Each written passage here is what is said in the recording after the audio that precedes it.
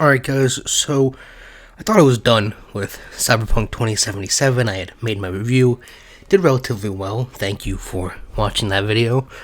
And so I thought I was done with moving on to new things and better things.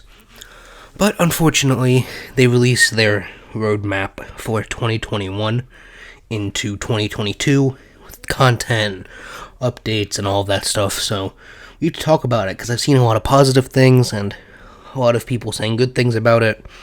But if you use your brain for more than 30 seconds, it's not all good things. So let's look at it together. But before this video starts, if this video can get 10 whole likes, I will play through the entire Cyberpunk 2077 campaign. Not once, but twice. I'm not going to upload a video as proof that I did it, but I'll do it. Alright guys, but let's get into the actual content of the video. So, this is the roadmap that everyone's freaking out about, and I'm sure you can read, but I'm going to read it for you, just in case you can't.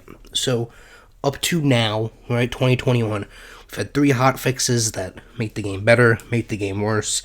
It's still unplayable on last gen, it's tolerable on next gen, and if you have a Mr. Beast level PC, it runs great. And so, let's look into the future of 2021.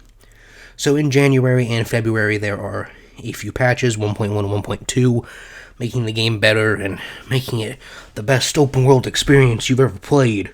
And so after that is kind of what I want to focus on, right? The post-February content, let's call it, right? So obviously it says it's going to be doing improvements and updates and all of that stuff just to make the game the best possible version that it can be. But let's look at free DLCs. Alright, that's the first thing we're going to look at.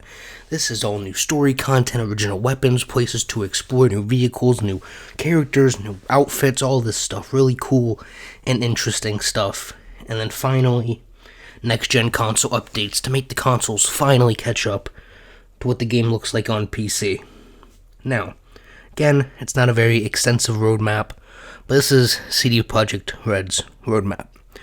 Now let me show you the Spartan Vision approved roadmap. Alright guys, so this is the realistic roadmap of Cyberpunk 2077. So as you can see from the release of the game, more accurately titled as Disaster, until 2022 is making the game playable on last gen and current gen consoles. That's going to be what they spend most of their time on. And then if you zoom in, and I mean zoom way in, you can see this little text over here towards the end of 2021. And I want you to just see what that says.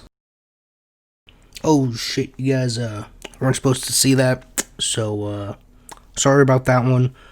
But like I said, this roadmap looks absolutely great, right? I mean, a year of just fixing mistakes that were made, and then re-releasing content that is already done and has been done. Because if you think about it, right, we're going to go on a rant here. This was supposed to be a short video, and I'm not just saying that CD Projekt Red does this. Everybody does this. The game's been out for a month now, a little over a month. I made my video at a month, and there's no way they've made new content in that month because they're supposed to be fixing the game that doesn't work. Right? So if you logically think about it, this can't possibly be just new content. It has to be something that they've already had worked on. And I'm not just saying that I know this out of logic. This has been rumored and brought up and leaked multiple times that a lot of the cut content is going to be the free DLC they add into the game later. And again, like I just said, CD Projekt Red isn't the only one guilty of this. Call of Duty, EA, Rockstar, everybody does it, right? They release something, an update, or a new expansion, or a DLC, or just the game itself, and then magically, a week later, all of this great new stuff is ready to go. Obviously, in that week, they did not make all of that stuff, and for some people, this might not bother you, which, cool, good for you if it doesn't. But for me, if you have it done, if it's ready to go, and when talking about Cyberpunk, the word done doesn't fit well, but if it's there, just release it with the game. Alright? Don't save it for a month later for me to come back and try to get me to play your game again, because I'm not going to play it again. Right? Release everything you have with your core game. Do not save DLC to to release 3 months later after the game is out. Just drop it all now, right? Release everything you have when the game launches, and if the game does well, then make new and interesting stuff. Don't just cut stuff out. No, don't. They sit down at their stupid desks and they look at their game and say, what parts of this can we cut out to where it still makes sense, but it can release later and bring people back. Now, thankfully, thank God it's free, or else I would be screaming.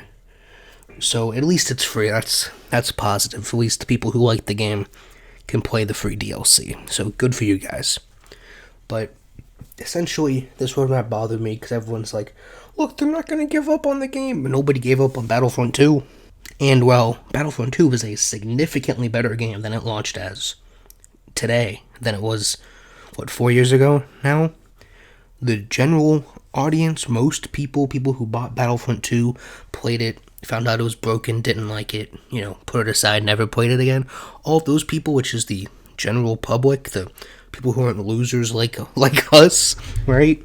Those people, they still think Battlefront 2 is trash. And it's going to be the same thing for Cyberpunk.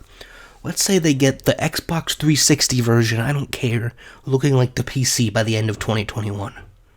No one's going to care, because no one's playing it. Especially with the story game, right? The story game, it's DLC and all that stuff, it's even more complicated. Depending on how long your story is, you have about a month to release something, in my opinion. And then that's it, right? Cyberpunk, I'll play the free DLC because content is content, right? But if I had a last-gen console, I don't know if I could even do it. Thank God I got the fridge over here that can run this thing, at least at a tolerable rate. Right, now if you have a PC and you're watching this video, why are you still here? Good for you. Go play the game how it's intended to be played. But that's all I have to say for today. This was just a rant video. It's supposed to be a DayZ Part 2 video, but this came out. A lot of people were saying such great things and how they're going to fix the game and it's going to turn around and it's going to be the best thing ever, and maybe it will be on the next console, on the PlayStation 6. But right now, this game ain't it. And that's all I got.